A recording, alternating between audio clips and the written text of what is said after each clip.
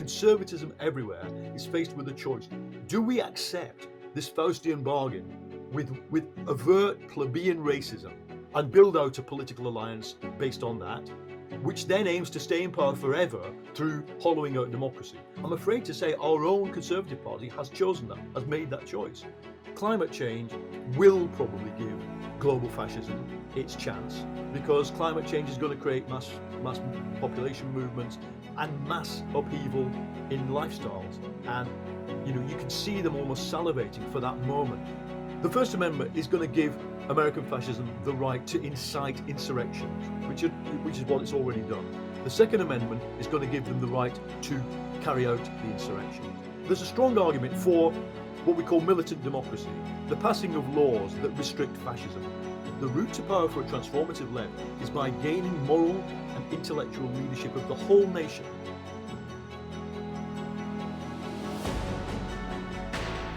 The rise of the far right is one of the defining themes of our time. In his new book, How to Stop Fascism, Paul Mason, the award-winning journalist and New Statesman contributing writer, explores the roots of the far right's resurgence and asks how progressives can fight back. And I'm very pleased to say Paul joins us today. It's great to be here. Hi. Thanks. What was the trigger for the book? What was the moment that the idea crystallized? Well, I can trace it really accurately, actually. It was the 7th of September 2019. I was on Whitehall at a rally for Another Europe is Possible, which was invaded and indeed attacked by Tommy Robinson supporters, chanting, "We back Boris and Brexit now." And I was filming them, and they were getting quite close to me. And these were, organised Tommy Robinson supporters. They had the usual tattoos, regalia, etc., male and female, mainly older. It took me a moment to work out what they were shouting into the camera. And it was, "Paul Mason, you're a Marxist. We've researched you. You're a traitor to this country." Now, 10 years ago, those people would have been saying, "We don't like migrants, their food smells funny." Okay? They take in our jobs. Now they're worried about Theodore Adorno and Walter Benjamin. Something's happened to what we call right-wing populism. It's been backfilled by what I argue in the book is the thought architecture of fascism. And so this was a moment when Trump was also radicalizing, when we saw Bolsonaro's first year in power. And I thought, look, we've got to rethink some of the categories we're using in political science and indeed political activism, because right-wing populism was meant to act as a kind of firewall against real fascism. It was meant to contain and channel into the democratic system, if you remember, all that racism and xenophobia and misogyny. Instead, the firewall is on fire. It's become the amplifier of a new far right. And so I decided, look, I've been in anti-fascism since my teenage years. I need to kind of rethink a bit. I need to look back into the political science research, into the behavioral science, into indeed the political theory about what's happening. And so I just began to try and write a book which I hope will be for the young generation coming out of school and college, who are steeped in stories about the Holocaust, because quite rightly they learn about that. They are not, I don't think, in any way properly educated about how did fascism come to power and how might it come to power again. And as you write in the book, historians used to regard fascism as dead but interesting. Now, of course, it feels very much alive. What's changed? I mean, even as late as 2008, there is a fine university textbook written by a guy called Giuseppe Finaldi about Mussolini, full of source material, full of analysis. And it says, fascism today seems to have little to say, seems esoteric and irrelevant to the modern world. I mean, that was a brave statement to actually write in 2008, but it cannot be supported now. Of course, there are historians who believe that only historic fascism deserves the title fascism. And there are even historians, including very eminent ones, who don't believe Nazism and Mussolini's fascist movement are part of any kind of generic thing. But I don't, and I don't think that's supportable. Say in the 1980s, mobilizing against the BNP and the National Front before that, what you were really dealing with was a tribute band to Nazism. So in public, they would appear with their Union Jacks. In private, we had the anti-fascists had pictures of them with the swastika armbands parading around. Um, Today, we're not dealing with a tribute band to Nazism. We're dealing with something that has been almost like a new version of the plant, regrown from the original philosophical roots, but but sort of acclimatized to surviving in a very different world, a networked world, a world where feminism, rather than just issues around race and nation, feminism is, I argue, an equal challenge to fascism, an equal kind of target of fascism, and in which they now have networks give them the ability to not simply take from a leader, a handed down, codified form of fascism. I mean, Hitler wrote it in Mein Kampf, Mussolini in the Doctrine of Fascism. Today, modern fascists can co-create the ideology themselves, which is what we're seeing happening with QAnon, but we will see happen with the core ideologies of fascism itself, the so-called traditionalism, the anti-science. There are legions of people out there copy-pasting so-called scientific research, which almost invariably says women are born to serve men and that black people are unintelligent. I mean, that's the gist of the anti-science. But they don't have to wait for some professor to write it. They can write it themselves and propagate the ideology themselves. And that is different.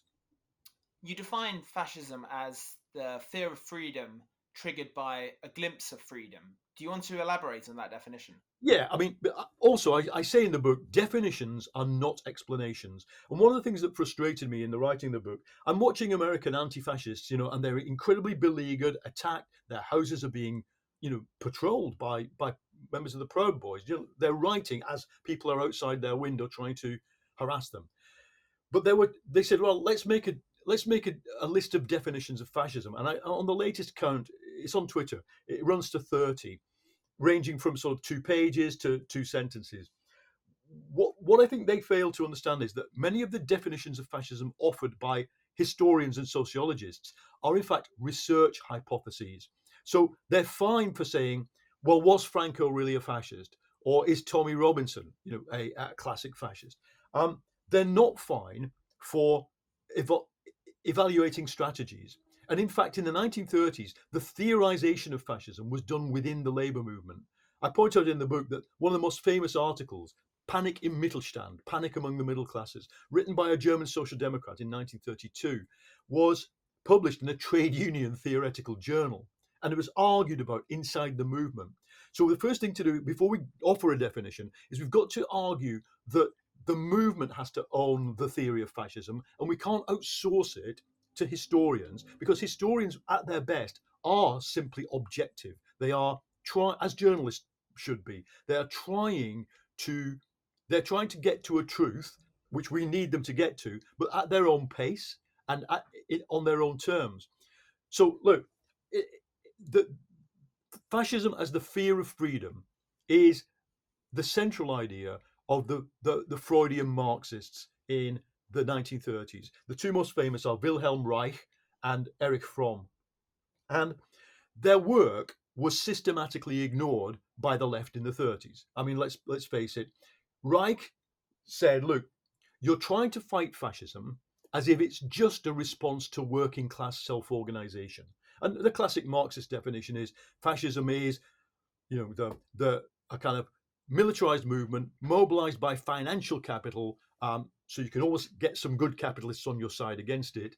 And its aim is to smash the working class. That's incontrovertible. And it's a response to the threat of revolution.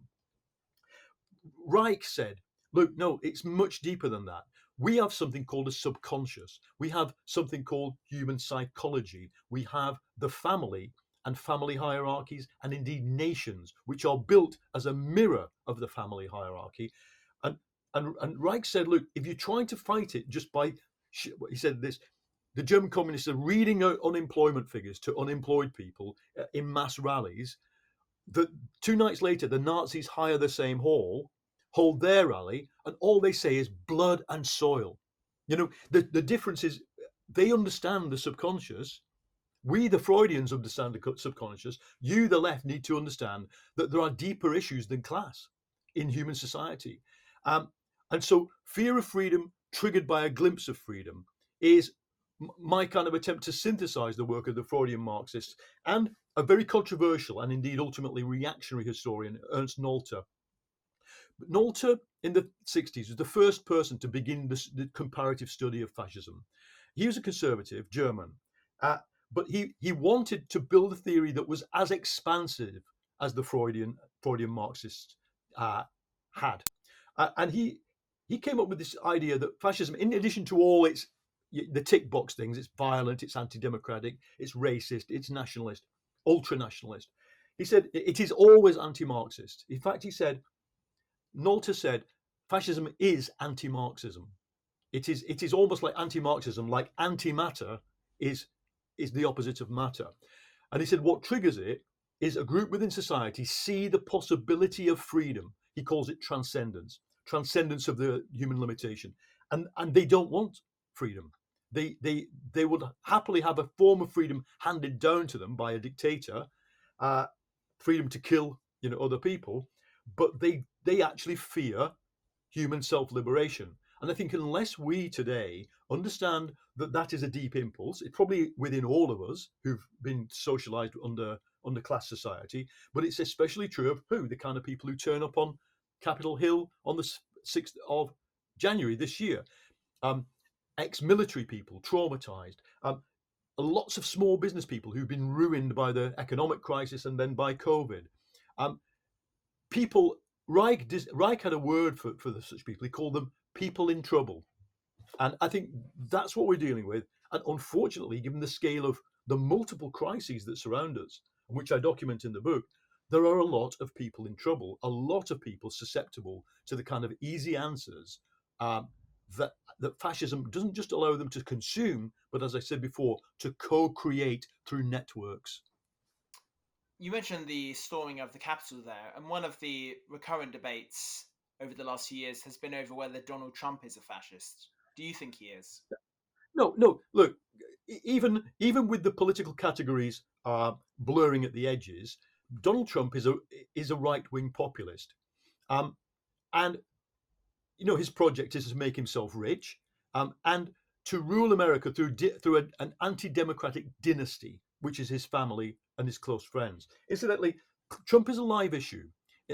In talking about the book in the pre-publication, there has been a bit of pushback. Why should we be interested? But Trump's gone. No, the American right is systematically destroying democracy at state level. 14 states have passed laws that effectively discourage black people from voting and Hispanic people to prevent a repeat of December 2020. So Trump is a right-wing populist. But here's the problem.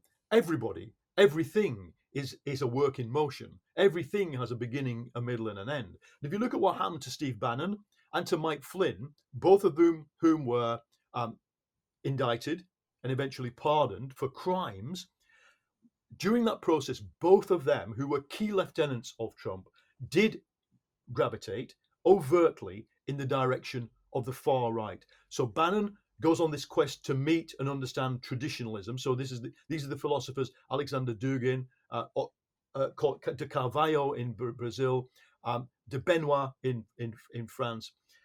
Flynn goes full QAnon, and Trump, I think, in the last 18 months of his presidency, when he realized he was going to lose, he evolved a strategy which I don't think we have full documentation of yet, and not until the full hearings are held, and indeed I expect there'll be criminal prosecutions against some of his lieutenants. Not until we know all the facts can we say this with certainty, but it is pretty certain that he evolved a strategy of trying to destabilize the electoral process and then create the story that the election had been stolen and that therefore Biden's presidency would be illegitimate, and there would need to be a mass movement at the very least to prevent Biden taking power. Now, it was clear from the middle of October that that's what he was doing with the postal ballots, with the Stop the Steal rhetoric, which began then. It is pretty clear he summoned a mob. We heard the testimony only this week on Capitol Hill of the police personnel who were on the end of that mob. They were an armed, violent mob. They were led by organized fascist groups. Trump summoned them. And, what do you say about somebody like that? I mean, that's not the same category as Nigel Farage. Nigel Farage is sitting on GB News trying to make money and influence people. So we need to understand that the modus operandi of fascism as well is not currently to take power. Hitler and Mussolini in the early 20s both tried to seize power by uniformed groups marching on the capital, or on the local capital, in Hitler's case in Bavaria, in Munich. Hitler failed because the police had the good sense to open fire on Hitler's insurrection, and Mussolini succeeded because by then the Italian army had given up fighting fascism. The fascists today do not have the same strategy. Their strategy is metapolitics. It's preparing for day X, preparing for the day, the storm, when a mixture of climate change and mass migration triggers an ethnic civil war. What do they do to prepare? They become terrorists, some of them. 1 in 5 of all terrorist convicts in British jails are far right now, and that proportion will rise. They and above all, they take symbolic actions, often violent symbolic actions, to create the story in people's heads of what to do and why when day X arrives. Now, Trump is not that, but Trump is their ideal president.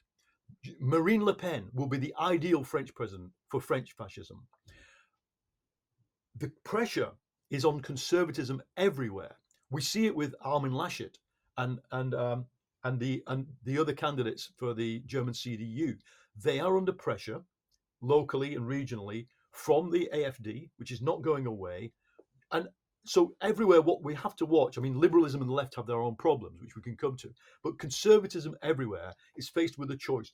Do we accept this Faustian bargain with overt plebeian racism and misogyny, and build out a political alliance based on that, which then aims to stay in power forever through hollowing out democracy? I'm afraid to say our own Conservative Party has chosen that, has made that choice. That is the Faustian pact that Johnson has with the ex-Brexit Party supporters and the people on Whitehall who were poking their fingers into my face. They were chanting Johnson's name. Trump has made that choice. Bolsonaro has made that choice.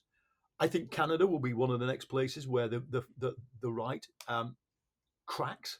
Australia already has. So, we are a long way down the route of conservatism doing what it didn't do in Britain in the 1930s. In the end, in the 1930s, British conservatism was a firewall against Mosley's fascism. I'm afraid to say the Conservative Party today is not a firewall either against Brexit populism or far-right fascism. It uses, why else would 28 Conservative members of Parliament write a letter to the press decrying cultural Marxism, which is one of the clearest echoes of fascist ideology in the modern sort of information ecosphere.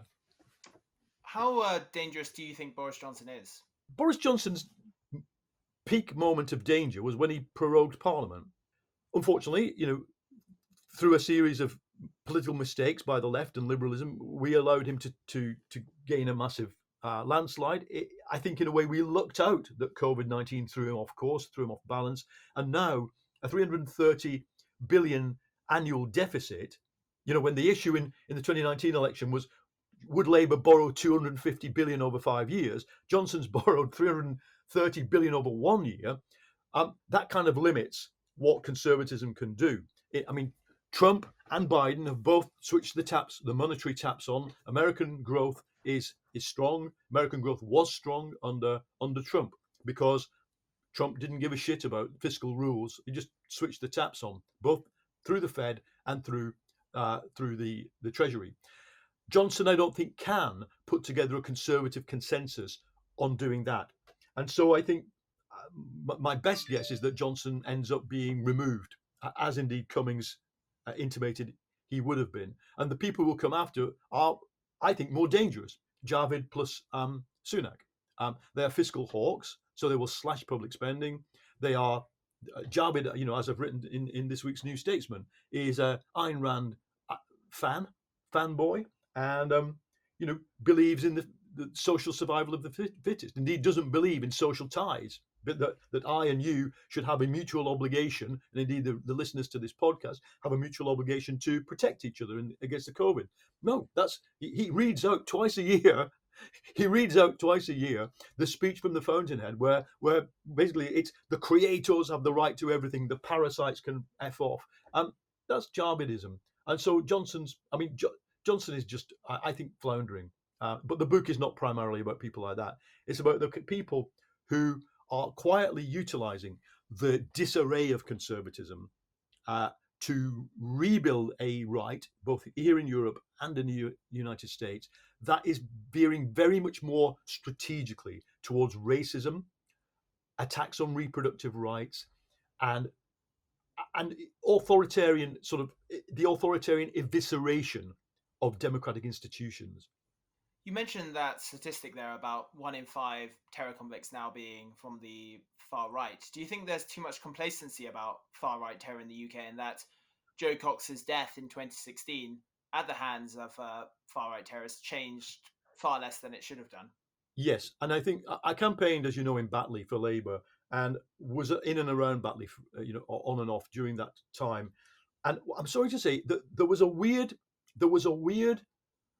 sort of denialism, not overt, but it's as if I mean, when that there are streets and squares named after Joe Cox in Europe, but like there's a sort of nice little display at the railway station, or with Joe digging the flower beds, and it's all done in sort of biro and sort of felt tip pen, but it was as if it hadn't happened. And so a guy walks in there, George Galloway, with a strategy to mobilise the antagonisms within that community, and I think that the far right turned up, and with impunity, people said, "Well, oh, if it's the far right, they're here." The same ideology that mobilised the guy who murdered Joe is here. So what? It's almost like sort of third item on the local news. However, far right terrorism can be, because the tools for dealing with jihadi terrorism were already there. Far right terrorism, I think, can be dealt with. What's interesting is that most of the far right terror convicts did not get to commit an act of terrorism in Britain because the police found them earlier. Inside every barracks of the British Army, there is a poster, "How to Spot RWX, Right-Wing Extremism." I mean, I think the army is taking it seriously. I hope the police will take it more seriously. I don't think they've policed some of those far-right mobilisations very effectively. But it's not terror, and the biggest problem is online. Online, I mean, I write about it in the book, looking through the Discord channel logs. So this is where gamers are talking to each other and sending each other messages. Gaming is one of the big conduits for far-right ideology in the world. Out of 150,000 messages, 15,000 concerned genocide. Now, often they were jokes about genocide. Often they were just the word genocide shouted out. But here's the difference. In the 30s, if you remember the Sturmabteilung sitting in Berlin, I write about the Charlottenburg Berlin squad of the Nazis, sitting there, getting drunk in the evening, being indoctrinated in the morning, homeless, unemployed. The one thing you didn't know was how to do a genocide. You didn't have a documentary saying, "Look, this went on. This is what you do. You build 10 concrete chambers in southeast Poland, and you get a railway system." And they didn't know. What's more, the left didn't understand that the threats of genocide from fascism were real and not metaphorical. Only Leon Trotsky, among the left leaders, actually wrote something that if the war starts, Jews will be annihilated, because he'd seen pogroms in Russia in 1905. Not many leftists understood this was a real threat. Today, it's different. Every fascist knows what a genocide looks like and how you do it, and it's in their minds. And it's one of the things that made me write this book. And with the urgency that I've written it, is that, I went to Majdanek in 2018.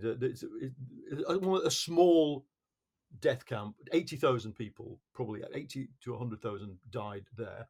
It's in Lublin. Um, it was completely flimsy. I mean, not until you touch the side of the huts or put your hand on the concrete poster, it's just the same technology as in The Great Escape. 500, of course, the death technology is not the same technology. 500 people escaped from the Majdanek death camp. And the Nazis were so worried about a mass escape towards the end of the Holocaust that they actually shot 15,000 people in ditches because they didn't have time to deal with them any other way. Nobody would escape from a death camp constructed today. It would be like Guantanamo. Guantanamo had a gift shop for visitors. It would be like one of these Chinese camps that we see in Xinjiang. It would be like an American top security prison. Biosecurity, total inoculation from the world. And I don't want to take the risk. Not everybody gets a crowd around them on Whitehall with their fingers jabbing, saying, "You're a Marxist, you're a traitor to our country." But more people will than those who currently suspect it. That, of course, is what happened in the 30s, isn't it? They came for the communists. I mean, the communists were a small party in Italy. The Communist Party were a big party in Germany, but nevertheless a minority who made huge mistakes. They came for them. And I think if you accept my thesis that a second fascist era is possible, then whether you're a conservative, liberal, Democrat, Scots Nat, Green, whatever, Labour, you should be doing more to pre-bunk the ideology, to take it apart before anybody talks about it, to suppress the violent extremists, and to educate people about the threat, and indeed to engage with the issues that are driving people. Because I think that climate change will probably give global fascism its chance to do something, because climate change is going to create mass population movements and mass upheaval in lifestyles. And you can see them almost salivating for that moment. They're happy to sit back now. So yeah, deal with the terrorists, but above all, you can't deal with a fascist movement like you deal with terrorists. You have to have laws, strategies, practices, regulations of social media that are designed to do what, well, after all, the British national government did in 1937. It suppressed Mosley's movement. It banned the uniforms. It banned the marches. So, some of these things unfortunately have to happen again. You mentioned climate change there. Do you think that eco-fascism is going to be the most dangerous form of fascism in the future? And do you want to talk a bit about what defines it? Well, look, one of the interesting things about right-wing populism was it was in general climate denialism. So the Sweden Democrats, UKIP, Trump's movement, generally climate change is a hoax. Climate change is just a thing invented by the elite to control us. Okay, so however, actual fascism, intellectually sort of molded fascism, is different. Fascism always had a strong ecological component. Indeed, Ernst Haeckel, the original ecologist, was an anti-Semite and a kind of race hierarchical theorist. Probably one of the strongest and most iconic eco-fascist voices is this Finnish guy who died a few years ago, Pentti Linkola. What's the logic? Fascism wants human society to be like nature. It wants to end history, reverse history, and move human society into a prehistoric phase, whether that's the pre-Enlightenment or even medieval. Some of them, Dugin fantasizes about returning to the Stone Age. I mean, literally, this is what traditionalism is about. So their idea of nature, as well. This is the other thing. Fascists always have either a tree, a mountain, or an eagle, or some kind of predator species. So their symbols are very imbued with nature. Mark Neocleous, the Brunel University academic, in his book on fascism, describes fascism as trying to replace history, class, and revolution with nature, nation, and war. That's another really good pithy summary of what fascism does. Now, in that light, what we now see is the emergence of Linkola and his acolytes. Their theory is to save nature, to save the planet, we cannot have human development in the global south. We, the white Europeans, are the ones who achieved economic development because we are a higher race. That is their horrific, disgusting theory.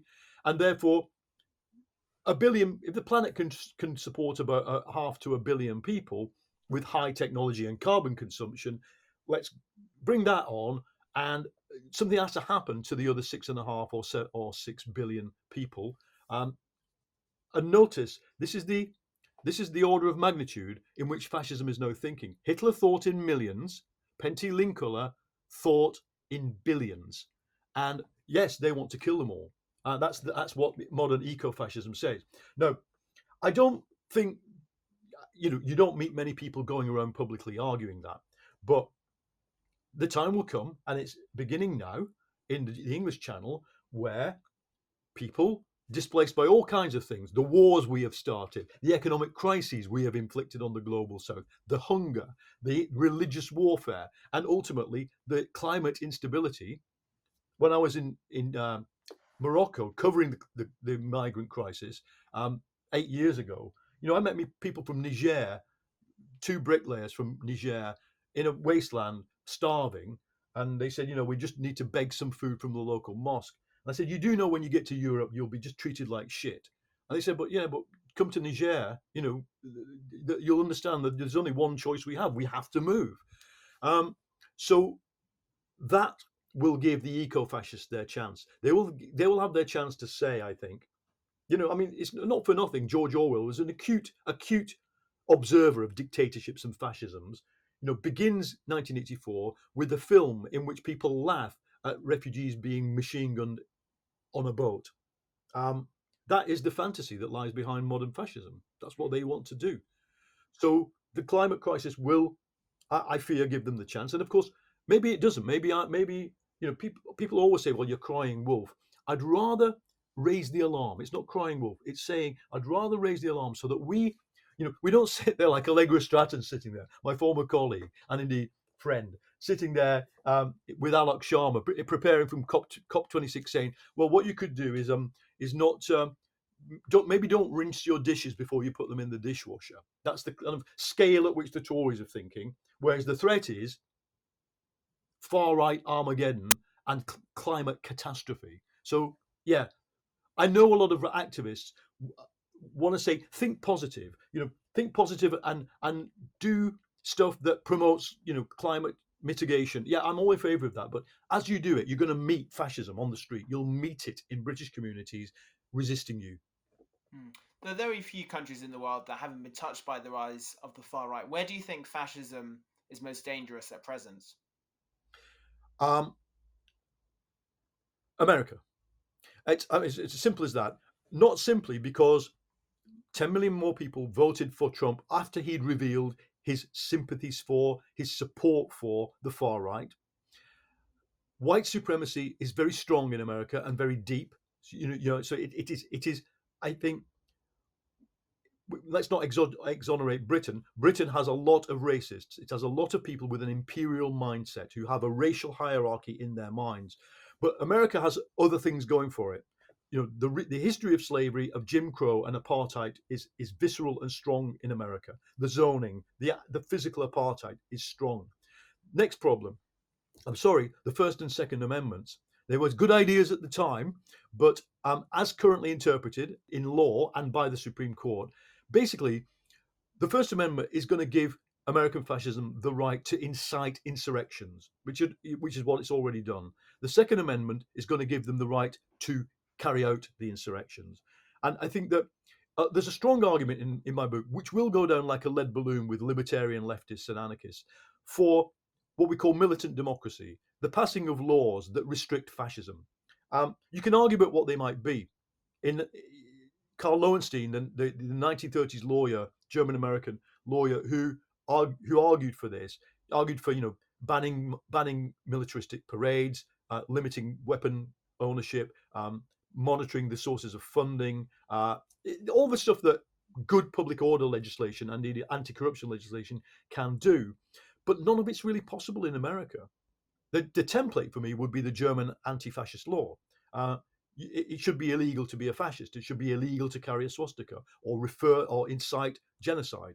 But America can do none of it. I fear America is paradoxically become the most structurally unstable democracy. Because if you add fascism and far right populism to the whole separation of powers thing, it creates problems, and it has a cultural weakness, probably due to the nature of its Protestantism and the evangelical church. There's a really stark figure in Nazi Germany at the very end of the Weimar Republic, as the Nazis are about to take over. You look, who's left? Who's left among the middle class resisting Nazism? Who's not joining? And it was Catholics. Famously, they formed the White Rose movement towards the end of the Third Reich. If you're watching Babylon Berlin, that's about Catholic Germans who resisted the Nazis. Protestantism in Germany was very weak. It kind of intellectually collapsed in the face of Nazism. And I think American white evangelical Christianity is proving very weak as well. So that's the country I'm most worried about. And I'm not just worried about it long term. 2022, we'll see a zombie Congress. We'll see a zombie Biden administration. And we'll see 14 states already passing laws that the Supreme Court will not overturn to basically empower the far right electorally. And so 2024, what have the Democrats done? They've made the biggest concession they could. So Biden and Ocasio-Cortez do a deal with each other.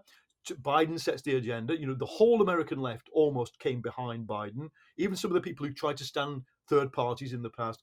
Biden's the bulwark. You've done that. What do you do? How much further to the right can you go to stop a resurgent Trump kind of movement? So more likely, because black people and women aren't going to sit there taking this stuff forever, more likely you're going to get the question of, on what basis do we oppose a second Trump to presidency, or an Ivanka or a Jared Kushner presidency, or a Mike Flynn presidency? That's, in a way, what my book is designed to do. Is its payload is the Popular Front. We have to find a way in which the left and liberalism can unite to defend the Enlightenment, democracy, and human rights and universalism. Because the threats will only increase to that during the 2020s. Yes, in the final section of the book, you argue for that alliance between liberals and leftists. What trade-offs would both sides have to make? And on an electoral level, do you think that a progressive alliance between Labour and other parties is the only way to combat the far right? Well, look, we need a progressive alliance between Labour and the other parties, which for me means an overt non-aggression pact. Politically, it means where we can, under the first past the post system, it's well known that in some local council elections there were secret spreadsheets shared between the Greens, the Lib Dems, and Labour in southeast England, where they just decided not to campaign in certain areas, and they made big gains. We have to do that, and the price has to be proportional representation. I make no bones about it.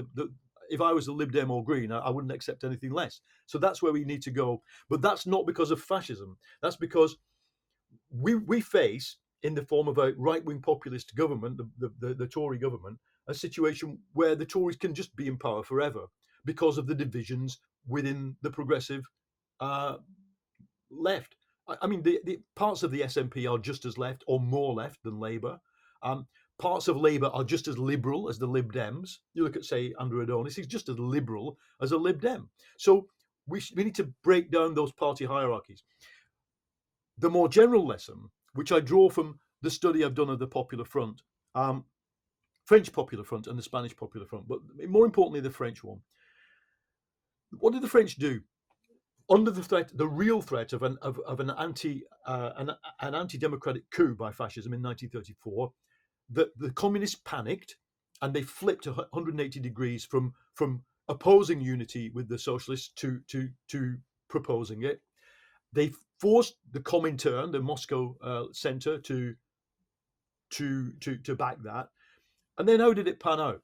First, committees were created in every town of the Popular Front. And there, the local communist bureaucrats, socialist bureaucrats, radical party bureaucrats, the liberals, lost control.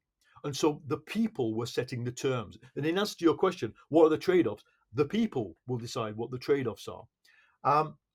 What else happened? A huge cultural movement of anti fascism took place. So this wasn't leftism, it was anti fascism. The communists waved the national flag. They sang the national anthem, the Marseillaise. Not only that, to the consternation of their supporters, they dropped their support for national liberation movements in the French colonial world. They dropped their opposition to defence spending. Now, that gives you some idea of what we might have to do. People like me, Marxists on the left of the Labour Party. But what did they gain from doing this? They gained moral leadership of society. This is what Antonio Gramsci teaches us. The only route to power for the left, of a transformative left, not a left that just sits and keeps capitalism as it is. The route to power for a transformative left is by gaining moral and intellectual leadership of the whole nation. I think there were times when Corbynism could have done that. It never took that route, but it could have. Syriza did. Syriza had moral and intellectual leadership of the nation in July 2015, and threw it away.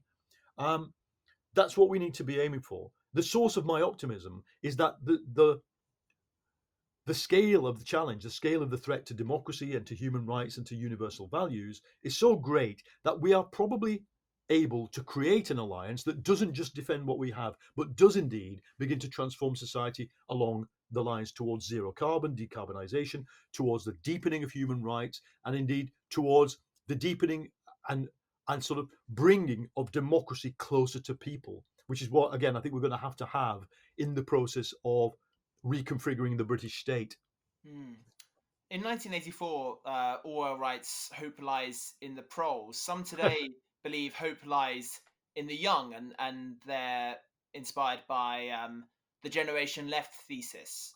Others are more pessimistic and skeptical, as they don't assume that the young are irreversibly wedded to the left. And obviously, we're seeing young men in particular radicalized by the far right. How optimistic are you? Okay, I think that I buy the generation left thesis, Keir Milburn's generation left thesis for the United Kingdom. I think in general, my own book, Why It's Kicking Off Everywhere, in 2012, tried to frame this more around a more technologically determinist argument about what's happening to the individual in the networked society. Networked individuals operate with multiple loyalties, multiple personalities, weak ties to institutions, and they are the most conscious and educated generation in human history. If I think, even my own childhood, if almost nothing was available. Almost like you could sit in the library and go Bach, Berlioz, Britain, Brighton, Belize, and finally work your way through towards some knowledge that you wanted. It's all available, and so I think that has changed humanity, and it's as true in places like Kenya or Nigeria, where I've reported, or Bolivia, where I've reported from. China. The Chinese young working class is digital. They are digital rebels. They're being suppressed at the moment, but they are. So you see it in Hong Kong, where the lid was off Chinese society. They are digital rebels. They're kind of world-class digital rebels. However, there is a battle of ideas. There is the question in the minds of young people: how does it ever get better for us?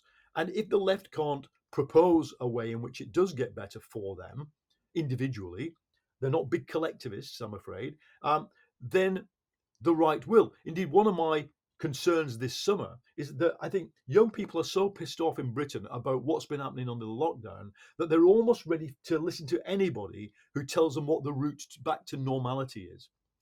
It's one thing to be saying, I'm so sorry that you've missed your 2 years of your A levels or 2 years of your degree, and we'll give you some estimated grades. But the young people to who that's being said are saying, hold on a minute, will this be the rest of my life? Because for 18 years, I did tests every month to prove I'm better than somebody else.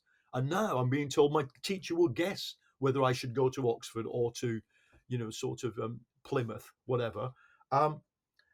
They are really, really worried about the future. They can't see a future. I would, if I was the far right, I would, not only switch to an eco fascism, a non-climate denial fascism. I would try to indeed break beyond the rigidities of the histrionic racism and anti-feminism that the far right espouses. A clever right, which fortunately we don't have, would indeed simply appeal on one basis, to the nation and to the nationalism of people. It could be inclusive. Interestingly enough, it's not there are black people in the Proud Boys. Interestingly enough, on the Winston Churchill demo, where the Democratic Football Lads Alliance mobilised all these elderly boneheads, among the young football crews who were on there were some people of colour. It was very interesting to see them mobilised by the right. So, as I say, the optimism arises because I do think we have a left with a very clear offer to young people. Young people are natural supporters of individual rights for black people, gay people, transgender. Transgender doesn't seem to be a huge issue among young people. It's an issue among my generation. So yeah, I'm kind of optimistic about them, but we need to get our skates on to, above all, to allow them to self-organize. One of the huge missing things from the current situation is self-organization. If you look at the climate camps, Genoa of the early 2000s, and then the occupation of the squares movement of 10 years ago, we've had the Gaza demo this summer. We've had last summer the Black Lives Matter, which was self-organized. But where is it gone? I think there's a huge opportunity for a left that, above all, a left in Britain that stops trying to be a kind of recrimination society over Corbynism and gets out there and says, what's the future? Because it ain't Corbynism. That's gone. It might not even be inside Labour, but there needs to be a left that is oriented to the streets and the people. And I think that, I think there are plenty of people who want to do that, by the way. So we just need to get our skates on. Well, it's been a fascinating discussion. So thanks very much, Paul. The book, How to Stop Fascism, is out on the 26th of August, and you can read Paul in the New Statesman every week by subscribing today.